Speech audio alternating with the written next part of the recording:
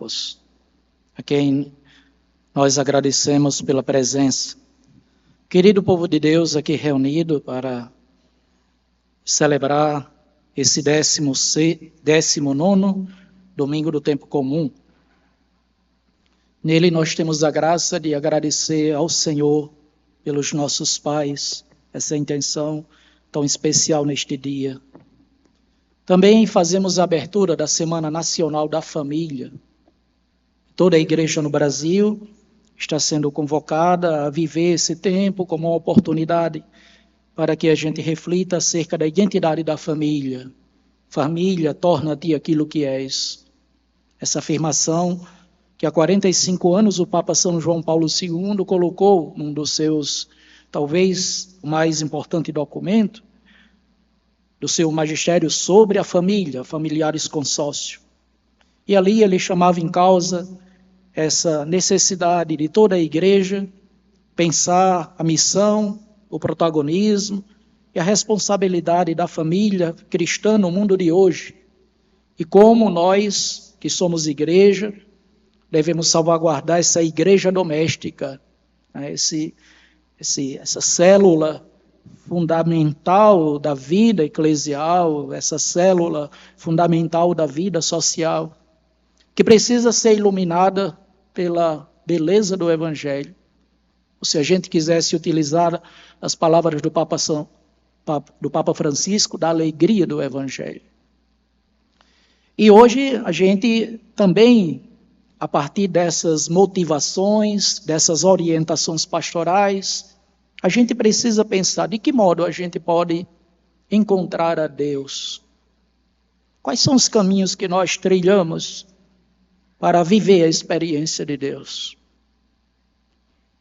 Na primeira leitura e no Evangelho, nós vamos nos deparar com o profeta Elias, que vai ao Monte Horebe, vai a esta gruta, assim como nosso Senhor, que depois da multiplicação dos pães, sai para rezar, para estar com o Senhor, para buscar a Deus, para viver a sua intimidade com o Senhor, como era próprio de Jesus, em várias situações, seja depois de algo que tinha feito, realizado, testemunhado, como nós ouvimos no último domingo, quando ele multiplicou os pães, depois de dar graças a Deus, testemunhou que com a solidariedade, com a organização, com a responsabilidade assumida por todos, a dignidade de cada ser humano pode ser salvaguardada.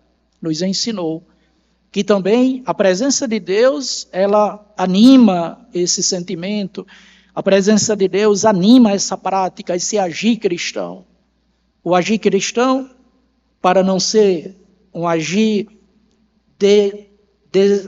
distante daquilo que é projeto de Deus para a salvação integral do ser humano, precisa sempre ser acompanhado por essa ação amorosa de Deus. Aquele a quem nós damos graças permanentemente, sempre. Por isso, nosso Senhor tomou os 5 pães e os 2 peixes, rendeu graças a Deus, partilhou e todos foram saciados. Mas a gente vai percebendo que existem fases nas quais essa relação com Deus, ela vai encontrando formas diferenciadas. No primeiro momento, a gente já no livro do Gênesis vai perceber que em sintonia ou relacionado ali com tudo aquilo que era cultura, inclusive pagã, com os valores, com o reconhecimento, não é, das ideias, não é, sobre a criação, o povo de Israel teve a preocupação de mostrar que o nosso Deus é o Deus criador de todas as coisas. E na criação, na harmonia da criação, esse povo vai encontrando o meio pelo qual vai testemunhando que Deus como Criador precisa ser reconhecido. E na criação nós podemos reconhecer o senhorio de Deus. Nós vamos encontrar também ainda na Sagrada Escritura o templo como lugar da morada de Deus. O povo de Israel, antes do exílio, vai ao templo e ali, nesse lugar, vai ser reconhecido que a presença de Deus, ela se faz presente, ela acontece, ela se realiza, o templo como morada de Deus. Nós vamos encontrar também, com Moisés, a lei, que é o caminho dado por Jesus para que o povo de Israel possa se organizar enquanto povo, enquanto fazia sua travessia pelo deserto.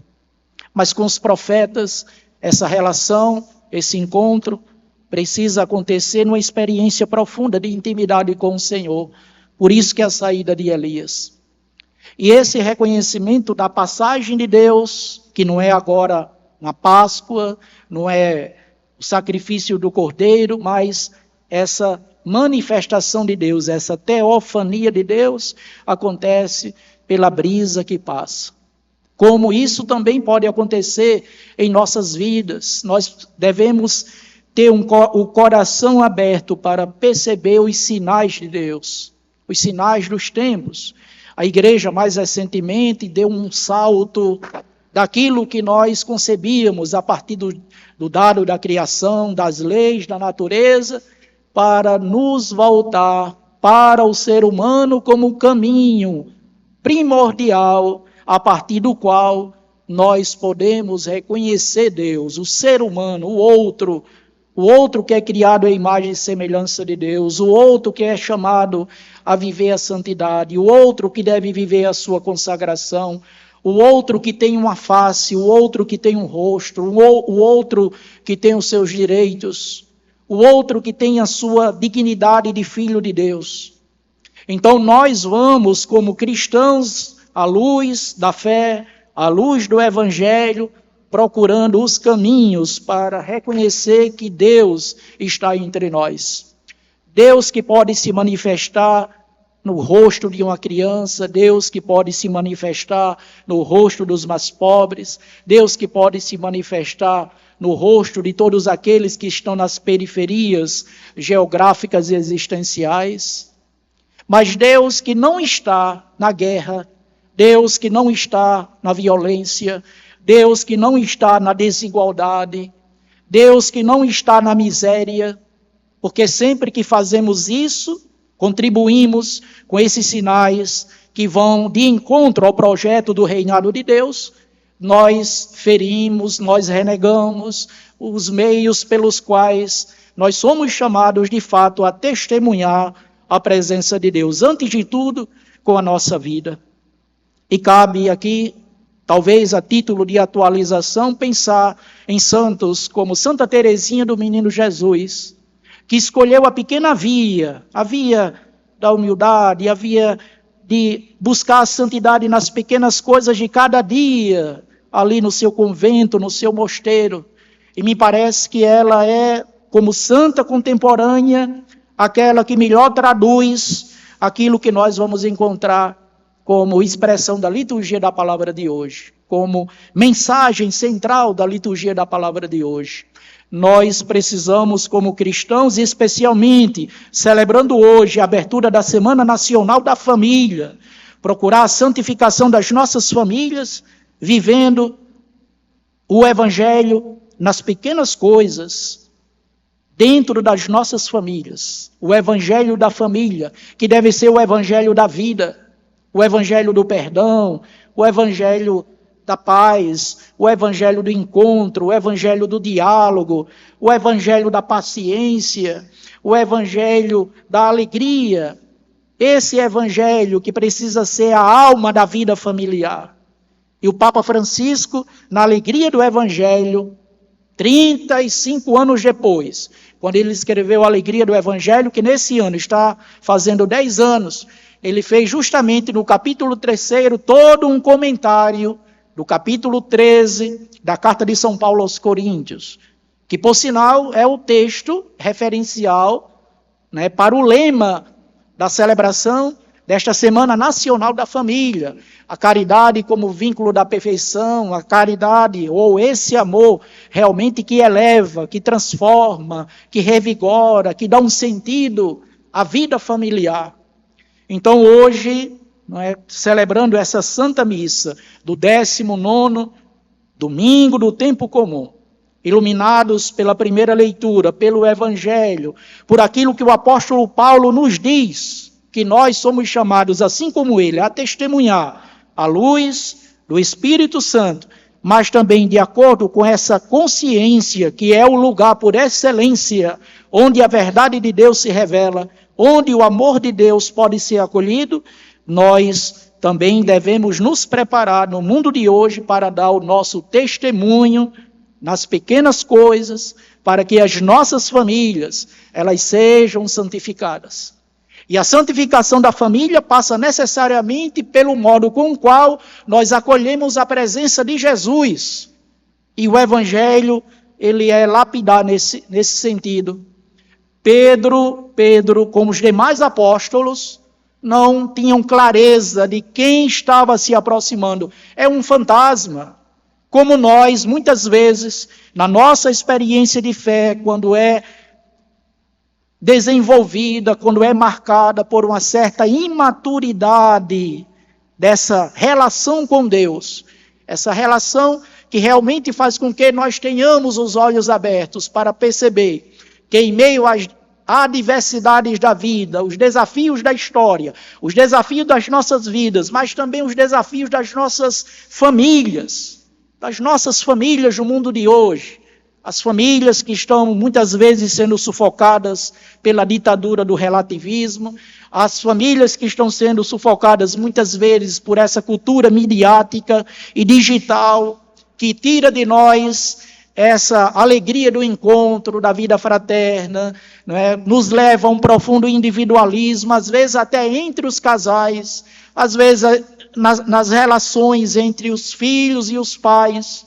Então, a vida familiar na cultura contemporânea também tem as suas sombras, mas nós precisamos acolher essa palavra de Jesus que diz: não tenham medo, sou eu, não tenham medo.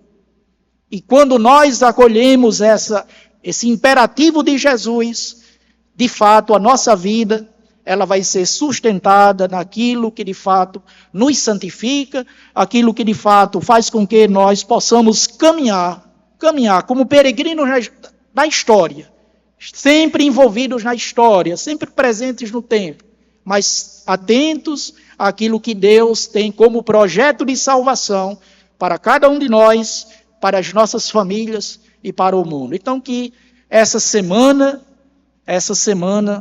vivida aqui no Brasil como um tempo privilegiado para a gente meditar acerca da vocação à vida familiar e de um modo muito particular hoje, rendendo graças a Deus pelos nossos pais, fazer uma prece toda especial pelos nossos pais, pela santidade de cada um, para que todos sejam bons pais ao interno das suas casas, nos seus lares, homens devotados às suas famílias, a exemplo de São José, para que essa santidade de vida possa realmente dar qualidade aos nossos lares e aos nossos ambientes. Então, louvado seja Deus por tudo isso, e que a Sagrada Família interceda pela santificação de todas as famílias, e de um modo especial neste dia, pela santificação dos nossos pais. Louvado seja nosso Senhor Jesus Cristo. Para sempre seja louvado. Professemos a nossa fé.